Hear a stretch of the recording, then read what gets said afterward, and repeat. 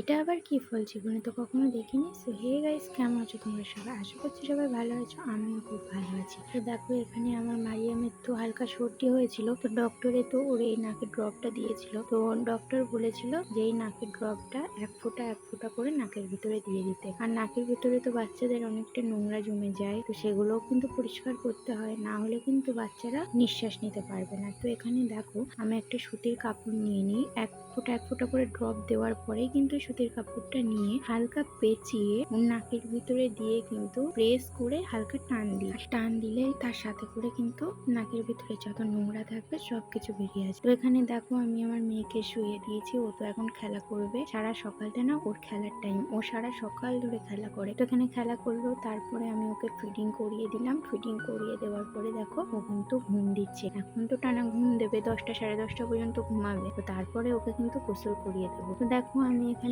Brush করে নিলাম। তো ব্রাশ ট্রাশ করে নেওয়ার পরে কলপার থেকে ফিরে আসার সময় হঠাৎ আমার এই গাছটার দিকে নজর যায়। দেখো, এখানে কত সুন্দর ফল হয়ে আছে। তো এই ফলটা কি ফল তোমরা কি সবাই জানো? আমি কিন্তু চিনি। তো তোমাদের সাথে একটু মজাই করলাম। তোমাদের সাথে মজা করবো না তো কাদের সাথে করবো বলো? তো দেখো কত সুন্দর লাগছে গাছে হয়ে আছে। তো আমাদের এদিকে তো এই ফলটাকে সবাই চেরি ফল বলে, অনেকে তো আবার কর্মচাও বলে থাকে। তো কত সুন্দর হয়ে আছে দেখো।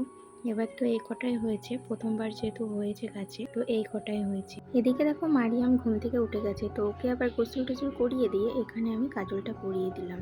তো দেখো, আজকে বেশি ডিজাইন করিনি, শুধু একটা ডট দিয়েছি। তারপরে দেখো, কিছু জামা কাপড় হয়েছিল মারিয়ামের, তো সেগুলোই কিন্তু ভাঁজ করে নেব।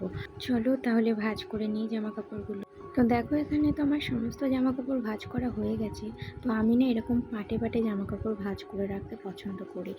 মারিয়ামকে যখন জামা কাপড় পরাবো তখন যেন আমাকে খুঁজতে না হয়। আর এইভাবে রাখলে কিন্তু খুঁজতেও হয় না, আরও নিজেদের সুবিধাই হবে। তো দেখো, এখানে সমস্তটা ভাঁজ করে নিচ্ছি। আর বর্ষাকাল যেহেতু, সেহেতু আমি সবাইকেই বলবো, এটা আমি নিজেও করি। তো জামা কাপড়গুলো না একটু ভালো করে ঝেড়ে ঝুড়ে দেখে শুনে তবেই কিন্তু ভাঁজ করে রাখতে হবে। এবং যখন আমরা পরাবো জামা কাপড় তখনও কিন্তু ভালো করে ঝেড়ে ঝুড়ে তবেই কিন্তু বাচ্চাদেরকে পরাতে হবে। না হলে কিন্তু পোকা মাকড় অনেক কিছু উঠতে পারে। আর যত সতর্ক থাকবে তত কিন্তু নিজেদেরই ভালো। তো এখানে দেখো, মারিয়ামের কিছু জামা কাপড় ছিল যেগুলো ধুতে হবে, তো এগুলো আমি ধুয়ে নেব। অল্প কিছু জামা কাপড় হয়েছিল, কেননা বর্ষাকালে তো বাচ্চারা বেশি পটি আর শুশু করে। তো তার জন্য দেখো, এখানে প্যাম্পাস পরিয়ে রেখেছিলাম।